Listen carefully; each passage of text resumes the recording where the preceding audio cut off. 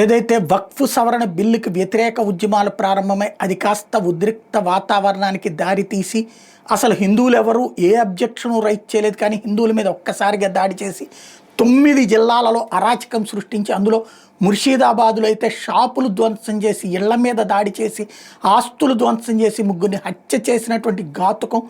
దాంతో కలకత్తా హైకోర్టు జోక్యం చేసుకుని నేరుగా రంగంలోకి దిగినటువంటి సందర్భం, బీఎస్ఎఫ్ని రంగంలోకి దించినటువంటి సందర్భం, కేంద్ర బలగాలతో సెక్యూరిటీ కల్పించమంటాం.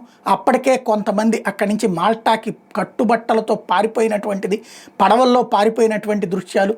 ఆ తర్వాత ఇప్పుడు బీఎస్ఎఫ్ రంగంలోకి దిగి రబ్బర్ బుల్లెట్లతో తప్పుడు పనులు చేస్తున్న వాళ్ళ తాట తీయడం, కొంతమందికి తీవ్రమైనటువంటి దెబ్బలు తగలటం, ఆ దెబ్బతో దారికి రావటం. ఇప్పుడు వెనక్కి రమ్మనమని చెప్పి మాల్టా ఆ ప్రాంతాలకు వెళ్ళిన వాళ్ళని పిలుస్తున్నారు, ఇప్పుడు అక్కడికి వస్తున్నారు. కాకపోతే సర్వనాశనం అయిపోయి ఉన్నాయి, వ్యాపారాలు ఇళ్ళు నాశనం అయిపోయి ఉన్నాయి. ఇప్పుడు వాళ్ళు కోలుకోవాలంటే ప్రభుత్వం ఆదుకోవాలి. మరి మమతా ప్రభుత్వం ఆదుకుంటుందా, లేకపోతే మాకేం సంబంధం, అది హిందువులే కదా వాళ్ళు చావేది వాళ్ళు చస్తారులేని వదిలేస్తుందా? ఎట్లాగో మనం ఓటేసేటప్పుడు 2000 రూపాయలు ఇస్తే సరిపోతుంది అనుకుంటున్నా, చూడాలి.